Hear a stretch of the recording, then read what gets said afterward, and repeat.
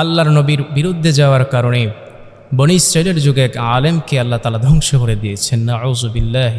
আমার প্রিয় ভাইরা, আল্লাহর নবী মুসা আলাইহিস সালাতু ওয়াস সালাম, যিনি ছিলেন আল্লাহর নবীর পয়গম্বর, আল্লাহর পয়গম্বর মুসা আলাইহিস সালাতু ওয়াস সালাম, ওনার যুগে একজন আলেম ছিলেন, যিনি ছিলেন শ্রেষ্ঠ আলেম, যার সম্মান ছিল বেশি, যাকে আল্লাহ তাআলা অনেক কিছু দান করেছেন। কোরআনে আল্লাহ তাআলা বলেছেন, আমি অনেক ইলম তাকে দিয়েছি, অনেক নিদর্শন আমি তাকে দিয়েছি, অনেক জ্ঞান তাকে আমি দিয়েছি, অনেক নিয়ামত তাকে আমি দিয়ে ধন্য করেছি। কান সুবহানাল্লাহ। আল্লাহ তাআলা তার প্রিয় বান্দাকে অনেক নিয়ামত দিয়ে দান করেছেন, অনেক সম্মান তাকে দান করেছেন, কিন্তু সে আলেম আল্লাহর নবীর বিরুদ্ধে যাওয়ার কারণে, আল্লাহর বিরুদ্ধে যাওয়ার কারণে, আল্লাহর সাথে নাফরমানি করার কারণে আল্লাহ রাব্বুল আলামিন ওই বান্দাকে, ওই আলেমকে পথভ্রষ্ট করে তাকে নাফরমান বানিয়ে দিয়েছেন, তাকে ধ্বংস করে দিয়েছেন। নাউযু বিল্লাহ। বনী ইসরাইলের যুগে একজন আলেম ছিলেন, যার নাম ছিল বালআম ইবনে বাউরাহ, যিনি ছিলেন ওই জমানার প্রখ্যাত একজন আলেম, শ্রেষ্ঠ আলেম। ওই আলেমকে অনেক জ্ঞান তার ভেতরে ছিল। সমস্ত আলেমদেরকে ওই সময় ওই বান্দার, ওই আলেমের একটি গুণ ছিল, সেই গুণটি হলো তিনি যে দোয়া করতেন, যা কিছু আল্লাহ তাআলার কাছে প্রার্থনা করতেন, সব কিছু আল্লাহ তাআলা কবুল করে নিতেন। কোন সুবহানাল্লাহ। এই বালআম ইবনে বাউরা তিনি ধ্বংস হওয়ার কারণ হলো, মুসা আলাইহিস সালাতু ওয়াস সালাম যখন ফেরাউনের সাথে যুদ্ধ করে ফেরাউন ধ্বংস হয়ে গেল, মরে গেল, মৃত্যুবরণ করল, এরপরে মুসা আলাইহিস সালাতু ওয়াস সালাম ওনার দল বল নিয়ে, তার সৈন্যদেরকে নিয়ে, তার সেনাদেরকে নিয়ে, বনী ইসরায়েলের অনেক মানুষদেরকে নিয়ে মুসা আলাইহিস সালাতু ওয়াস সালাম চলে গেলেন। বালআম ইবনে বাউরা যে এলাকাতে ছিল, ওই এলাকার নাম ছিল, ওই গোত্রের নাম ছিল জাব্বারিন গোত্র। এই জাব্বারিন গোত্রের মধ্যে অনেক নাফরমান ছিল, অনেক নেতা শ্রেণীয় লোক ছিল, নেতৃস্থানীয় লোক ছিল, যারা সমাজটাকে চালাতো, পরিচালনা করতো, তারা ছিল নাফরমান। ওই সমস্ত মানুষদের সাথে যুদ্ধ করার জন্য, জাব্বারিন গোত্রকে দখল করার জন্য আল্লাহর নবী মুসা আলাইহিস সালাতু ওয়াস সালাম চলে গিয়েছেন। কোন সুবহানাল্লাহ। এই মুসা আলাইহিস সালাতু ওয়াস সালাম যখন গেলেন, যাওয়ার পরে ওই সমস্ত নেতারা, যারা জাব্বারিন গোত্রকে পরিচালনা করত, ওই নেতারা যখন শুনল যে মুসা আলাইহিস সালাতু ওয়াস সালাম চলে এসেছেন যুদ্ধ করার জন্য, আমাদের গোত্র দখল করার জন্য, তারা দৌড়ে চলে গেল ওই আলেমের কাছে, বালআম ইবনে বাউরার কাছে। গিয়ে তারা বলতেছেন, ও আলেম, ও আল্লাহর ওলি, ও আল্লাহর বুজুর্গ, আমরা শুনেছি মুসা আলাইহিস সালাতু ওয়াস সালাম দলবল নিয়ে আমাদেরকে ধ্বংস করার জন্য আসছে, আমাদের সাথে যুদ্ধ করার জন্য আসছে। আমরা আপনার কাছে এসেছি, আপনি আল্লাহ তাআলার কাছে দোয়া করেন যেন আল্লাহ তাআলা আমাদেরকে মুসা আলাইহিস সালাতু ওয়াস সালামের এই যুদ্ধ থেকে আমাদেরকে পানাহ দেন, তিনি যেন আমাদের কাছ থেকে চলে যান, তিনি যেন ধ্বংস হয়ে যান। নাউযু বিল্লাহ। আল্লাহর নবীর বিরুদ্ধে দোয়া করার জন্য বালআম ইবনে বাউরাকে তারা কি করলো? পরামর্শ দিল। চিন্তা করে দেখেন কেমন মানুষ তারা, কেমন নাফরমান হলে পরে, কেমন খারাপ মানুষ হলে পরে আল্লাহর নবীর বিরুদ্ধে তারা অবস্থান করতে পারে। যখন বালআম ইবনে বাউরার কাছে তারা গেল, যাওয়ার পরে যখন বলছেন, ও বালআম ইবনে বাউরা, আমরা শুনেছি মুসা আলাইহিস সালাতু ওয়াস সালাম চলে এসেছেন, আপনি দোয়া করেন আল্লাহ তাআলার কাছে। বালআম ইবনে বাউরা বলছেন, না না, কখনোই সম্ভব না, কখনোই সম্ভব না, আমি আল্লাহ তাআলার কাছে এই দোয়া করতে পারবো না, কেননা তিনি হলেন আল্লাহর নবী, আল্লাহর পয়গম্বর, তার সাথে ফেরেশতারা আছে, আল্লাহর সহযোগিতা তার সাথে আছে, আল্লাহ যার সাথে আছে, ফেরেশতারা যার সাথে আছে, আমি বালআম ইবনে বাউরা কখনো তার বিপক্ষে যেতে পারি না। যখন মানুষগুলো হতাশ হয়ে গেল, চলে গেলেন, আবার কিছুক্ষণ পরে আসলেন, এসে বলতেছেন, ও আল্লাহর বুজুর্গ, আমরা তো ধ্বংস হয়ে যাব, আমরা তো নিঃশেষ হয়ে যাব যদি আপনি আল্লাহ তাআলার কাছে দোয়া না করতেন, দোয়া না করেন। তখন তিনি উদ্বুদ্ধ হয়ে গেলেন। ওই সমস্ত নেতারা তাকে বলল, আমরা আপনাকে কিছু উপটৌকন দেব, কিছু উপহার দিব, কিছু হাদিয়া দিব, যে হাদিয়াটা আপনাকে দিলে আপনি খুশি হয়ে যাবেন।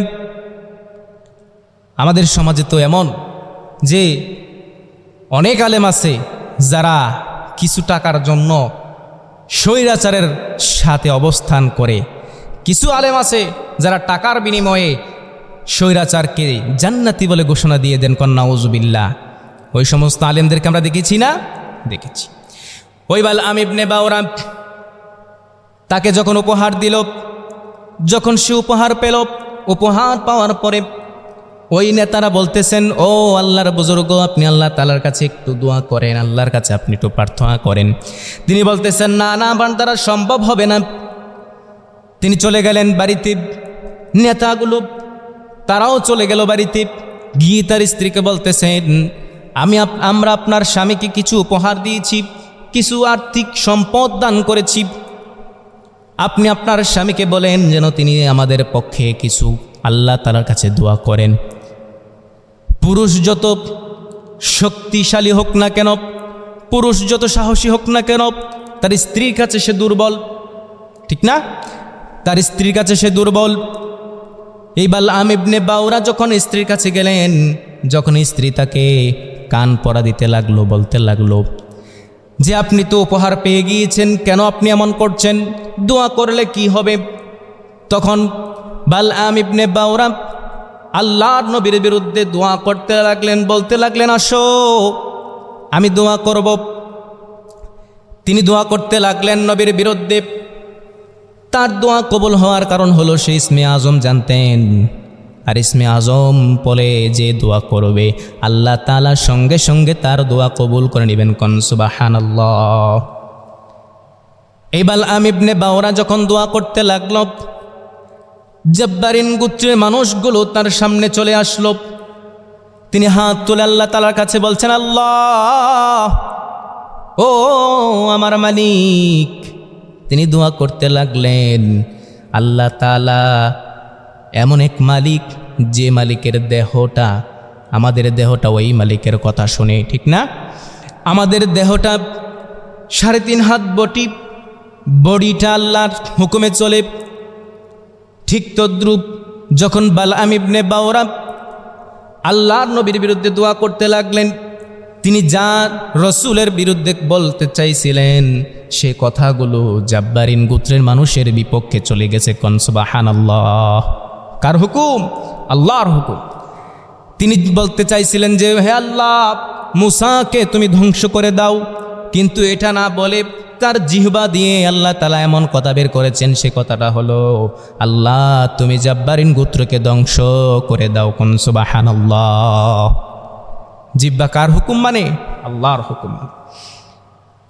জাব্বারিন গোত্রের নেতারা চিৎকার করে বলতে লাগলো, আয় হায়, ও আল্লাহর বুজুর্গ, আপনি কি করছেন এগুলো? আল্লাহর বুজুর্গ গো, আপনি কি করতেছেন? আপনি কেন আমাদের বিপক্ষে দোয়া করতেছেন? তখন তিনি বলতেছেন, এটা আমার ইচ্ছায় হচ্ছে না, আমি বলতে চাচ্ছি তোমাদের পক্ষে, কিন্তু আল্লাহ তাআলার হুকুমে আমার জিহ্বা দিয়ে তোমাদের বিপক্ষে চলে আসছে। মুসা আলাইহিস সালাতু ওয়াস সালামের বিপক্ষে যখন সে দোয়া করল, কিন্তু তার দোয়া কবুল হলো না। এমন অবস্থা হয়ে গেল, সে প্রতিবন্ধী হতে লাগলো, তার হাত পাগুলো অবশ হয়ে আসছে। সে তখন চিৎকার করে বলল, আয় আফসোস রে, আয় আফসোস, আহ আফসোস।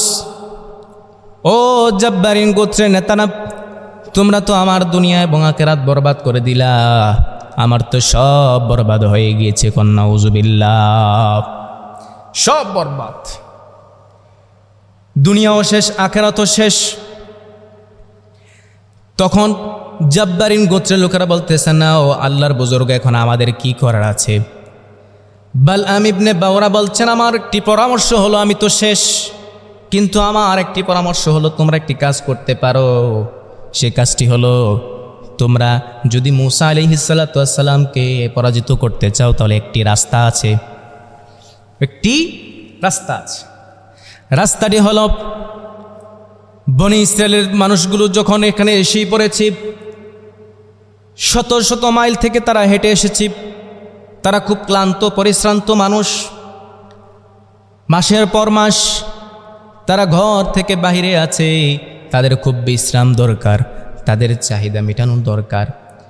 জাব্বারিন গোত্রে যত মেয়ে মানুষ আছে সমস্ত মেয়েগুলোকে তোমরা সাজিয়ে গুজিয়ে বনি ইসরায়েলের সেনাদের কাছে পাঠিয়ে দাও, আর তাদেরকে বুঝিয়ে দাও যেন এর যত সেনা আছে তারা যা কিছু করতে চায় সব কিছু যেন তারা করতে দেয়। নাউজুবিল্লাহ বলবেন না? সেনারা যা করতে চায় তাই যেন দেয়। যদি তারা ব্যভিচারে লিপ্ত হয়ে যায় তাহলে আল্লাহ তাআলা ব্যভিচারীকে কখনো পছন্দ করে নাই। আল্লাহ তাআলা ব্যভিচারীকে কখনো পছন্দ করে না, প্রশ্রয় দেয় না। ঠিক তেমন হয়ে গেল এই বালআম ইবনে বাওরার কথা মতো জাব্বারিন গোত্রের মানুষগুলো, জাব্বারিন গোত্রে যত মেয়ে আছে সুন্দরী মেয়েদেরকে পাঠিয়ে দিল বনি ইসরায়েলের যত সেনা আছে তাদের কাছে। যখন তাদের কাছে চলে গেল সেখানে গিয়ে তারা ব্যভিচারে লিপ্ত হয়ে গেল। ব্যভিচারে লিপ্ত হওয়ার পরে আল্লাহ তাআলা তাদেরকে প্লেগ রোগ দিলেন। যখন শুনলেন সেনারা এই কাজ করেছি, কিছু কিছু সেনাদেরকে হত্যা করে তাদেরকে গাছের মধ্যে লটকানো হয়েছে নিদর্শন হিসেবে। যখন বাকি মানুষগুলো আল্লাহ তাআলার কাছে তওবা করছেন, আল্লাহ তাআলা তওবা কবুল করে নিয়েছেন এবং তাদের রোগ সুস্থ করে দিয়েছেন। কোন সুবহানাল্লাহ। মূসা আলাইহিসসালাতু ওয়াসসালাম জাব্বারিন গোত্র দখল করে নিলেন, আর বালআম ইবনে বাওরা ওই আলেমের পরিণত হলো। হাদিস শরীফে এসেছে, হযরত আব্দুল্লাহ ইবনে আব্বাস রাদিয়াল্লাহু তাআলা আনহু এই ঘটনাটি রিওয়ায়াত করেছেন।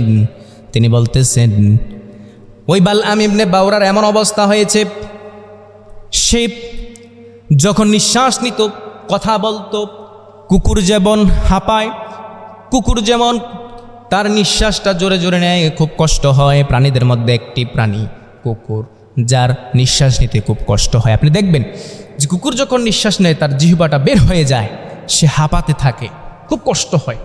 ঠিক তদ্রুপভাবে আল্লাহ তাআলা এই বালআম ইবনে বাওরাকে এমন অবস্থা করেছেন, সে কথা বললেও হাঁপায়, সে দৌড়ালো হাঁপায়, তার অবস্থা খুব শোচনীয় আল্লাহ তাআলা করে দিয়েছেন। কেন করলেন? তার একটি কারণ হলো আল্লাহর নবীর বিরুদ্ধে আল্লাহর সাথে নাফরমানি করেছেন। অতএব আল্লাহ তাআলার সাথে নাফরমানি করা যাবে না। আল্লাহ তাআলার হুকুম আহকামগুলো আমাদেরকে মানতে হবে। আল্লাহর নবী যা বলেছেন সবগুলোকে আপনি সামি'না ওয়া আতা'না, যা শুনেছি তা আমল করতে হবে, আনুগত্য করতে হবে। এর নাম হলো মুত্তাকি, এর নাম হলো পরহেজগার। আল্লাহর আইন, আল্লাহর বিধানগুলো যদি আমি আপনি মানতে পারি, আল্লাহর সাথে যদি নাফরমানি না করতে পারি, তাহলে আমি আপনি হব জান্নাতি।